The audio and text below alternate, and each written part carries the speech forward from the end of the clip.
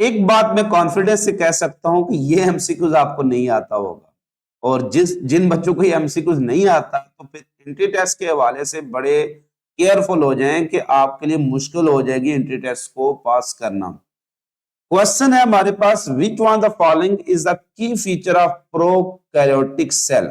यानी ये हमारे पास चार ऑप्शन दिए हुए हैं। अल्फा है peptidoglycan cell wall, beta option है प्लाज्मा ब्रेन, चार्ली ऑप्शन है न्यूक्लियस और डेल्टा ऑप्शन है न्यूक्लियाइड। इसमें आपने बताना है कि की फीचर ऑफ प्रोकैरियोटिक सेल क्या है। और यही क्वेश्चन आपसे ऐसे भी पूछा जा सकता है, which one of the following is the differentiating feature between prokaryotic and eukaryotic cell. यही क्वेश्चन ऐसे भी पूछा जा सकता है, which one the following is the key feature of eubacteria. यही क्वेश्चन आपसे ऐसे भी पूछा जा सकता है, which one the following is the key feature of eukaryotic cell. इन तमाम क्वेश्चन के आंसर आपने तलाश करने हैं और अभी आप इस क्वेश्चन का आंसर टिक कर लें और मेरी इस वीडियो के एंड पर आपने देखना है कि क्या आपने क्वेश्चन का आंसर सही किया है कि नहीं किया है। सो आज जो हम टॉपिक डिस्कस करने जा रहे हैं वो है न्यूक्लियाइड के बारे में। ये न्यूक्लियाइड क्या चीज है, अगर इस पर शॉर्ट नोट आ जाता है क्या क्या चीजें आपने लिखनी है, तो छोटी सी हेडिंग आपने बनानी है बैक्टीरियल जीनोम की। बुक में चूंकि ये सारी चीजें डिस्कस की होती हैं विद रेफरेंस टू पैराग्राफ, तो छोटी छोटी हेडिंग बना लिया करें। वो छोटी छोटी हेडिंग शॉर्ट क्वेश्चन हो सकते हैं, जैसे right A short note on bacterial genome. What is bacterial genome? Genome कहते हैं हम जेनेटिक मटेरियल को, तो किसी भी सेल के जेनेटिक मटेरियल को उसका जीनोम कहेंगे। Viral genome mean genetic material of virus, human genome mean genetic material of human. इस लिहाज से अगर हम देखें तो ज्यादातर जेनेटिक मटेरियल क्या होता है, वो क्रोमोसोम या डीएनए होता है। क्रोमोसोम होता है जिसके पास डीएनए होते हैं। तो bacterium unlike those eukaryotic cell, यानी यूकैरियोट के लिहाज से अगर हम देखें तो उनके पास तो ट्रू न्यूक्लियस होता है। अनलाइक दोज यानी यूकैरियोट के अपोजिट लैक डिस्क्रिएट क्रोमोसोम, यानी इनके पास एक true chromosome consisting of protein plus DNA missing होता है और न्यूक्लियर मेम्ब्रेन भी नहीं होती है। तो इसका मतलब है कि which one the following features are found exclusively in eukaryotic cell, discrete chromosome, nuclear membrane, ये यूकैरियोटिक फीचर है। ये दोनों फीचर आपको बैक्टीरिया में क्या मिलेंगे? एब्सेंट मिलेंगे। इसका मतलब है क्रोमोसोम तो ट्रू क्रोमोसोम इनके पास नहीं है। और ट्रू क्रोमोसोम कौन सा होगा? डिस्क्रिएट क्रोमोसोम को क्या कहते हैं? This is actually true chromosome. ये ट्रू क्रोमोसोम कौन सा होता है? जिसके पास डीएनए के साथ साथ प्रोटीन यानी हिस्टोन प्रोटीन भी हो। हिस्टोन प्रोटीन प्रोकैरियोट में आपको नहीं मिलेगी। These are the exclusive feature of eukaryotic cell. These are exclusively found in eukaryotic cell. जैसे ट्यूबुलिन प्रोटीन है, हिस्टोन प्रोटीन है, ये यूकैरियोटिक स्पेसिफिक है। फ्लैजिलिन प्रोटीन है, these are actually prokaryotic specific. और न्यूक्लियर मेम्ब्रेन भी नहीं है, लिहाजा न्यूक्लियस का कंसेप्ट नहीं हो सकता। True nucleus is always defined by presence of nuclear membrane. So what is the genome? The genetic material of bacteria is a single. Single mean number के लिहाज से वो बता रहा है, वो स्ट्रैंड के लिहाज से नहीं। ये एक सिंगल उसका क्रोमोसोम या डीएनए है, बट वो सर्कुलर होता है। यानी वो डीएनए उसका क्या होता है? इस तरह से सर्कुलर होता है। इस पर मैंने एक सेपरेट वीडियो रिकॉर्ड की हुई है, उसका लिंक मैं दे दूंगा कि what are different types of DNA, circular DNA, linear DNA का क्या डिफरेंस है। तो इस तरह का जो डीएनए होता है जिसके दोनों एंड आपस में जुड़े होते हैं उसको कहते हैं सर्कुलर। और जब उसके दो स्ट्रैंड है, क्योंकि डीएनए हमेशा क्या होता है? Double stranded, except for some viruses जिसमें सिंगल स्ट्रैंडेड डीएनए आपको मिलेगा। इन जनरल डीएनए क्या होता है? Double stranded. लिहाजा ये नहीं आपने कह देना कि DNA of bacteria is actually single stranded, वो नहीं। नंबर के लिहाज से वो सिंगल है। How many DNA are found in bacteria? Only single DNA. What is the nature of nuclear DNA या बैक्टीरियल डीएनए? तो वो डबल स्ट्रैंडेड होता है और सर्कुलर होता है। ठीक है, तो ये एक इसका जो जेनेटिक मटेरियल है। What is genetic material? What is bacterial genome? Genetic material of bacteria is called bacterial genome और it is actually a single molecule of double stranded circular DNA.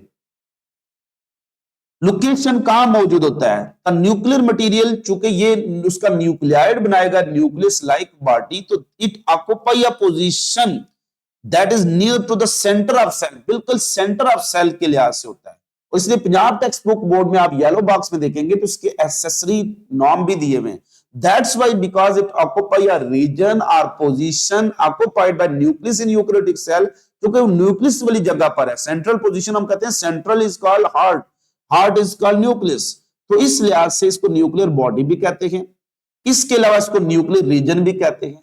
ये न्यूक्लियस लाइक बॉडी है, so it is called nuclear body. It is occupying a position और location और region near to the centre, so it is also called nuclear region. इसको चूंकि एक network of DNA भी होता है, तो it is a compact network of DNA, तो इसको क्रोमैटिन भी कहते हैं या क्रोमैटिन बॉडी भी कहते हैं। अब हम आते हैं न्यूक्लियाइड की क्या डेफिनेशन है। अभी तक जो मैंने डेफिनेशन डिस्कस की है उससे पहले वो तो उसकी लोकेशन के बारे में बताया, उसके जीनोम की डेफिनेशन डिस्कस की। अब हम आते हैं न्यूक्लियाइड की। ये जो डीएनए ऑफ बैक्टीरिया होता है, जो कि क्या है, एक सिंगल डीएनए है, सर्कुलर है और डबल स्ट्रैंडेड है। ये बाज औक़ात क्या होता है, वो एग्रीगेट हो जाता है। एग्रीगेट मीन जमा हो जाता है एक जगह, जैसे धागा बिखरा हुआ पड़ा हुआ है तो आप इस धागे को रोल करके एक पिन्ना बना लेते हो जिसकी कोई खास शेप नहीं बन पाती आपसे। तो genetic material of bacteria is a single circular double stranded DNA होता है, दैट इज एग्रीगेटेड। ये सारे का सारा डीएनए, जैसे ये डीएनए यहां पर जमा हो रहा है इस तरह से, तो एक इरेगुलर शेप स्ट्रक्चर बना लेता है as a centre of cell. ये जो आप डायग्राम पर गौर करें, आप ये देखें, ये सेंटर में पर्पल कलर में आपको जो नजर आ रहा है, ये उसका सिंगल सर्कुलर डीएनए है, जो कि एग्रीगेट मीन क्वाइल होता है, जमा होता है इनटू अ कॉम्पैक्ट, एक कॉम्पैक्ट स्ट्रक्चर बना लेता है। कॉम्पैक्ट मीन साथ जुड़ी जुड़ी, और डेंस मीन उसकी डेंसिटी ज्यादा होती है, क्योंकि वॉल्यूम कम हो जाता है। वॉल्यूम कम होने की वजह से डेंसिटी बढ़ जाएगी। इरेगुलर शेप यानी कोई उसका सर्कुलर शेप नहीं है, irregular shape structure called nucleoid. इसका nucleoid is a nuclear body भी इसको कहते हैं। ये उसका एक फॉल्स न्यूक्लियस है। इसको ट्रू न्यूक्लियस तब के अगर इसके बाहर क्या बन जाए, न्यूक्लियर मेम्ब्रेन बन जाती है। तो जेनेटिक मटेरियल ऑफ, या शॉर्टकट हम कह सकते हैं कि DNA of bacteria is aggregated into a compact dense जो irregular shape structure, nucleus like structure called nucleoid. तो nucleoid is nucleus like body, not nucleus, is not true nucleus. True nucleus कब होता है, इसका मतलब है ड्यू टू, अगर इसके पास क्या होती है, न्यूक्लियर मेम्ब्रेन। तो nuclide differ from true nucleus because of absence of nuclear membrane. अब जो डिस्कस करते हैं कि बैक्टीरिया को हैप्लॉइड किया, ये ऐसा फीचर है जो ऑल बैक्टीरिया को डेडिकेट किया जाता है। All bacteria are haploid just like fungus. क्यों हैप्लॉइड है? हैप्लॉइड का मतलब सिंगल सेट ऑफ क्रोमोसोम। तो उनके पास चूंकि क्रोमोसोम ही सिंगल है, पर नॉट ट्रू क्रोमोसोम, वो फॉल्स क्रोमोसोम है, चूंकि इसके पास हिस्टोन प्रोटीन नहीं है, सो दे आर हैप्लॉइड। तो why bacteria are haploid? Because they contain only single DNA या सिंगल जेनेटिक मटेरियल। अब अगर मैं आपको गौर करूं तो इस टॉपिक में आप कोई चीज में दिखाने जा रहा हूं, वो ये है कि ये जो न्यूक्लियर डीएनए होता है ना, इसको कहते हैं क्रोमोसोमल डीएनए।